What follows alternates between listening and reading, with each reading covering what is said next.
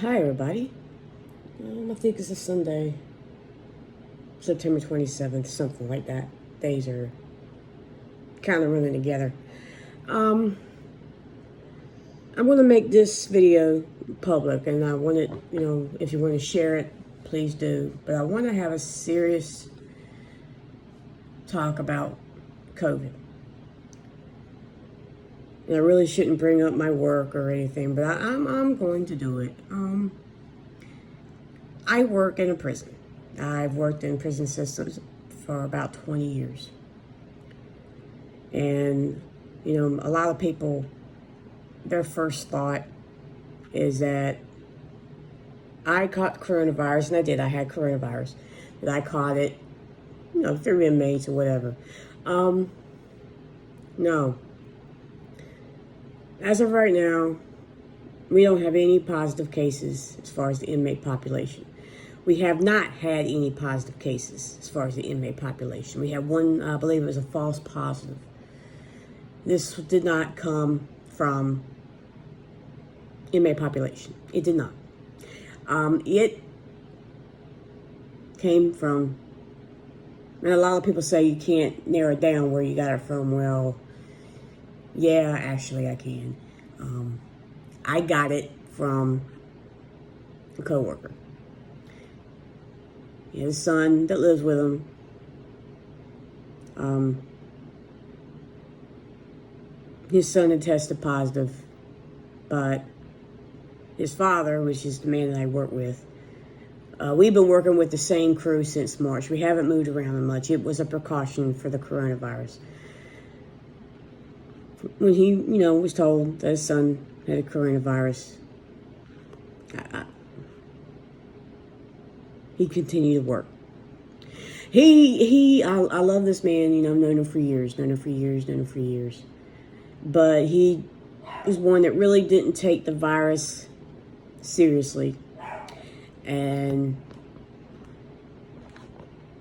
he was positive, and he brought it to work. He didn't know that he was positive, but he knew that his son was, and his son lived with him. So, and his response, he didn't think he was going to get it. And I believe he really believed that he didn't think he was going to get it. People, this virus is very real. This virus is nothing to play with. This thing is not a hoax. This thing is real. I caught the coronavirus. I had it. I was mowing the grass on Tuesday, and I felt kind of crusty after I mowed the grass. Not uncommon. I'm allergic to grass. But I felt fevered, and I took my temperature, and it was a 99.9. But as soon as I got that temperature, I locked myself out in the garage. I did not want to pass this coronavirus. I live with my mother. Now, granted, my mother has got pre-existing conditions. She was on the list for a liver transplant, so her immune system was not like mine. And she had an infection in her eye. That eye needed to be removed. And because of the coronavirus, it just took forever to get anybody to help take care of that eye.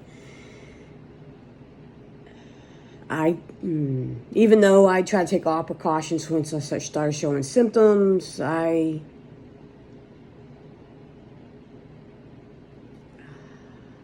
still gave her the virus. And she couldn't fight it. She passed on September 26th. It was not an easy death. She had AFib as well. She was asymptomatic. She had AFib. The virus affected her heart. AFib was really acting up, and she couldn't feel it to know that her heart was acting up, and she ended up having a stroke. And the stroke itself was something she could probably have recovered from. The virus, even though she had tested positive on August 31st, it was past the 14 days. She still had the virus. The virus was very active. The virus affected her heart, went into her brain, went into her lungs.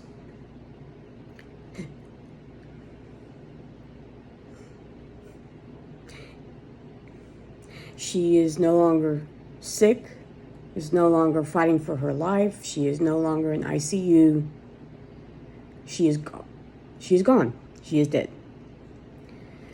I need people to understand that this virus is very real and it kills. Yes, the flu kills. Yes, everything kills. This virus needs to, all of them, but this virus needs to be taken seriously.